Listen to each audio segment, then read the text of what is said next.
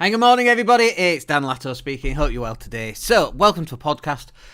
Today we're going to talk about the 4 questions that you need to be asking in order to grow your business this year. So, I was thinking about this just over the weekend, and it was like, you know, when you're running a business, one of the things that a lot of people do is they just work on the business all the time. So, if you're a plumber, you're plumbing. If you're a property sourcer, you're out speaking to estate agents, dropping leaflets and speaking to vendors.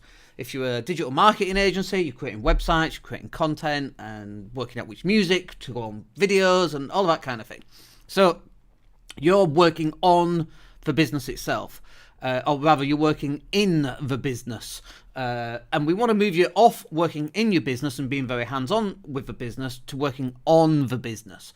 So asking these type of questions will be really beneficial for you. And if you can go through these questions and ask yourself these questions, you need to step outside of your own body and look back as though you're an outsider or as though you have some control over your business, which of course you do, but sometimes it doesn't feel like that just because you're just so busy all the time, right? And so we've got to move you off working on tools to working off the tools. And that's what these 4 questions will be about. And you go through these 4 questions and you work through them for the next 6 months, you'll soon find that the amount of time you're spending in the business is reduced and the amount of time you're spending working on the business is increased.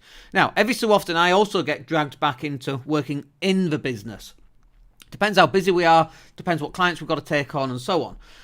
But I'm constantly trying to get myself out of a business so I can work on a top-down view. So if you imagine yourself looking down on your business and going, okay, if I move this piece here, move this piece over here, it's literally like a chess game where you're thinking 3 or 4, 5, 6 moves ahead.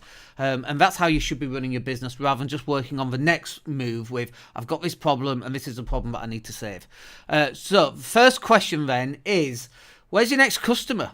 Like, where are they? Where do they live? What are they doing? Who are they hanging out with? What websites do they go to? Where are you going to advertise so that you can get your business in front of your customers?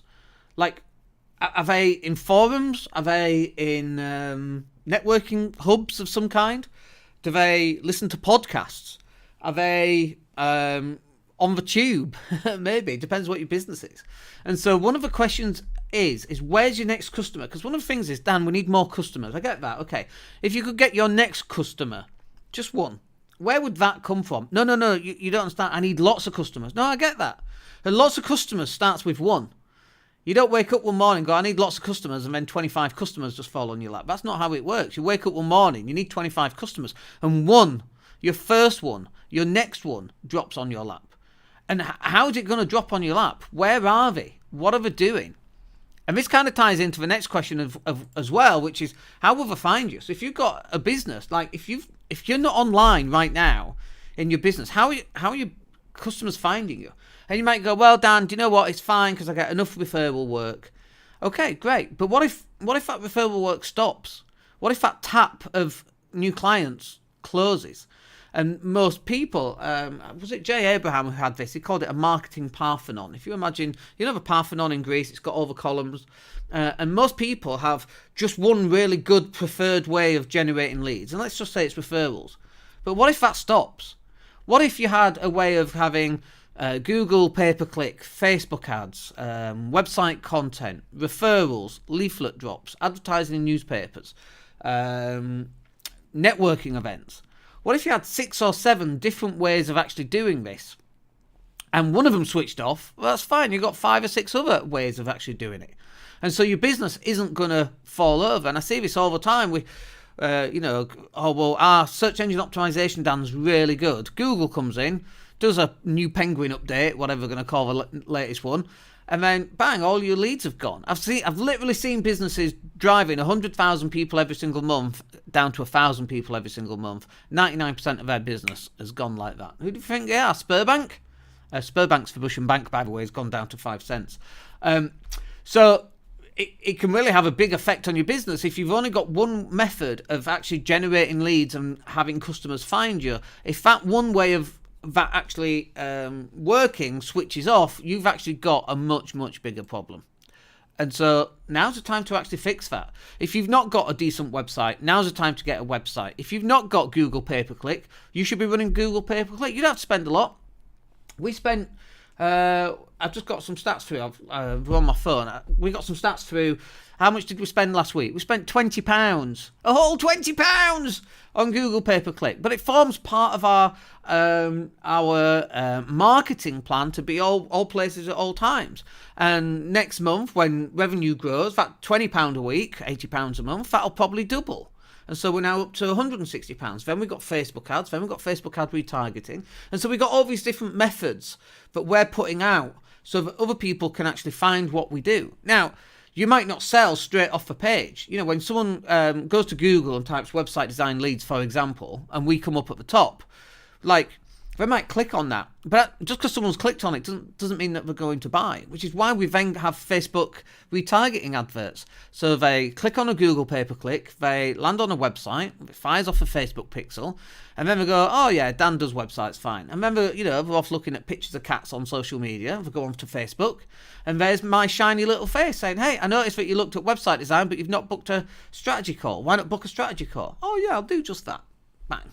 Which nicely leads me to the next bit. How easy is it to buy? And so we call this friction. Going back 30 years or so, 20 years, Bill Gates wrote a book called Business at the Speed of Thought, and it was talking about a frictionless mechanism for sales. So when you go to Amazon and they have like one-click ordering, that's a really good example, probably the best example actually that I can think of frictionless trade. You go on, Amazon knows more about you than you even know about yourself. Trust me on this. You see something, one click, it's already got your credit card, it's already got your favourite delivery address, and unless you want to change it, you can one-click order. It's quite a dangerous thing if the kids get hold of it, has to be said. But it's frictionless.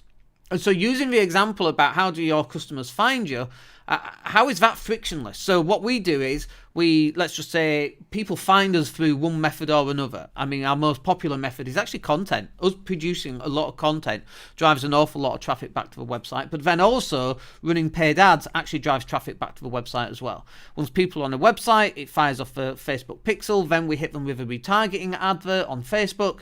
Hey, I noticed you looked at the website design, you didn't sign up, why not click this link and come and have a chat?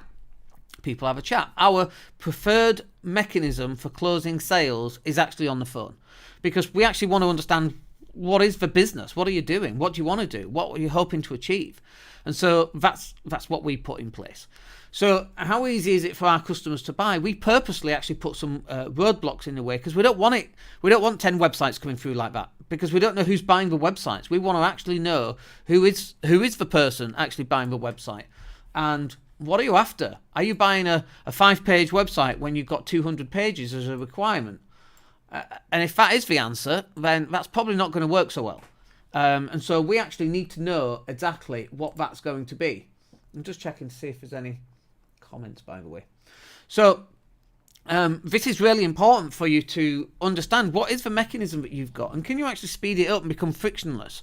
Or actually, do you want to put barriers in the way, like you have to jump on a call in order to do business so that you get a higher conversion rate? And it all depends on your business, but this is definitely something you should be thinking about for the next 6 months as to how you want that to change and how you want your business to adapt. And then the last one, which I think is really important, is how can you escape swapping time for money? And so this is literally where, if you're a plumber and you sell a boiler, you have to go and fit the boiler. Whereas imagine if you're a plumber and you sell the boiler, and one of your team goes and installs a boiler, and then you sell another boiler, and then you sell another boiler, and then you sell another boiler.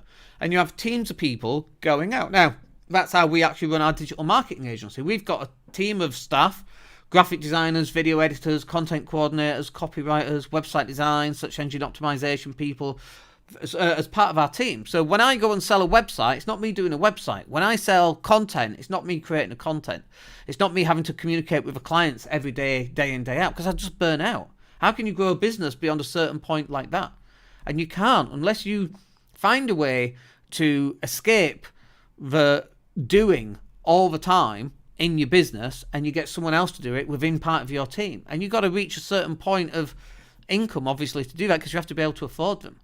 But one of the questions you should be asking yourself is, how can you escape swapping time for money? And if you do these 4 things in the next 6 months, I guarantee your business is going to be vastly different in the next 6 months. All right, nice quick one there today. Hope you're well. We've got a really busy day today, so we'll crack on. Have yourselves a wicked day, and we'll speak to you tomorrow. Take care.